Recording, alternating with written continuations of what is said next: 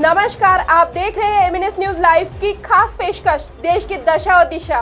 मैं हूं आपके साथ विजय, आई हूं एक नई खबर को लेके। विकास की अनेक सौगात के आगे बढ़ेगा महाराष्ट्र।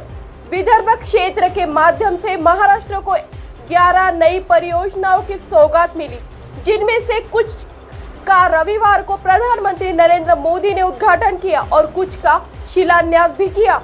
लगभग सभी परियोजनाएं स्वास्थ्य, आवागमन तथा उद्योग व्यापार की मूलभूत जरूरतों से जुड़ी हुई है। उनका नागपुर में उपलब्ध होना मध्यम भारत की जरूरतों की दृष्टि से भी आवश्यक है। विदर्भ के मुख्यालय नागपुर का संबंध केवल महाराष्ट्र की जरूरतों से ही नहीं, बल्कि मध्य प्रदेश, छत्तीसगढ़ और आंध्र प्रदेश की आवश्यकताओं की पूर्ति से भी है। इसमें स्वास्थ्य संबंधी समस्याओं को लेके लोगों का अक्सर आना जाना होता है। ऐसे में इलाज या जांच दोनों की दृष्टि से विकास का होना क्षेत्र के लिए व्यापक दृष्टि से लाभदायक है। इसमें यदि रेल यातायात की सुगमता बढ़ जाए तो और भी बेहतर स्थिति हो सकती है। इसके साथ ही यदि कोई शहर आम जरूरतों को पूरा करता है तो उस पर आबादी का दबाव स्वाभाविक रूप से बढ़ता है।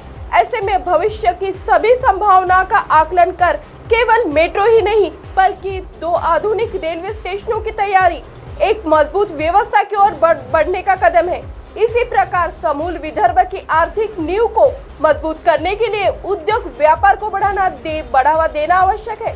किंतु बंदरगाहों से दूरी के चलते विदर्भ और मराठवाड़ा हमेशा ही उद्योगों की प्राथमिकता की सूची में निचले स्थान पर पहुंचे जाते हैं, क्योंकि इन इलाकों का रेल यातायात भी सुगम नहीं है। ऐसे में राज्य के उप मुख्यमंत्री देवेंद्र फडणवीस के मुख्यमंत्री के रूप में कार्यकाल के दौरान नागपुर मुंबई सुपर एक्सप्रेस के वे संकल्पना को सामने लाया गया, जिसे उस समय अविश्वसनीय कहा गया। मगर फडणवीस सरकार ने अपने आत्मविश्वास पर खरा उतरकर नए महामार्ग को साकार कर रविवार को नागपुर से शिरडी तक आरंभ कर दिया है। आगे मुंबई तक का महामार्ग कुछ दिनों में तैयार हो जाएगा। ये सभी की सौगातें देते हुए महाराष्ट्र के मोदी बुनियादी ढांचे के विकास में मानवीय पहलू और वो तो सबका ध्यान आकर्षित किया, मगर करदाताओं का पैसा लूटने और झूठे वादे को लेकर कुछ राजनीतिक दलों का आरोप लगाया। स्पष्ट है कि प्रधानमंत्री ने अप्रत्यक्ष रूप से मुफ्त की व्यवस्था को देश की अर्थव्यवस्था से सीधे जोड़ा और उसे अनेक देशों की खराब अर्थव्यवस्था का कारण बताया। उनका मानना रहा कि सतत विकास से भी राजनीतिक लाभ मिल सकता है।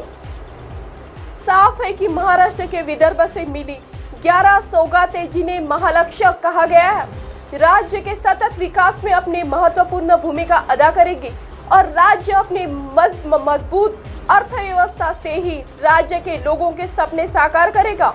अब आप हमारे चैनल को आपके मोबाइल पर भी देख सकते हैं। मोबाइल ऐप पर देखने के लिए प्ले स्टोर से MNS news TV app download करें। इंस्टा, लिंक, ट्विटर, हाईकूक, फेसबुक और कई सोशल मीडिया के प्लेटफॉर्म पर हमारा चैनल उपलब्ध है। आप इसे यूट्यूब पर भी देख सकते हैं। आप हमारे चैनल को लाइव भी देख सकते हैं www.mnsnews3.com पर। फिलहाल वक्त हो चला है दर्शकों ब्रेक का। ब्रेक से लौटने के बाद देखिएगा एमएनएस न्यूज की खास पेशकश देश की दशा और दिशा। नमस्कार।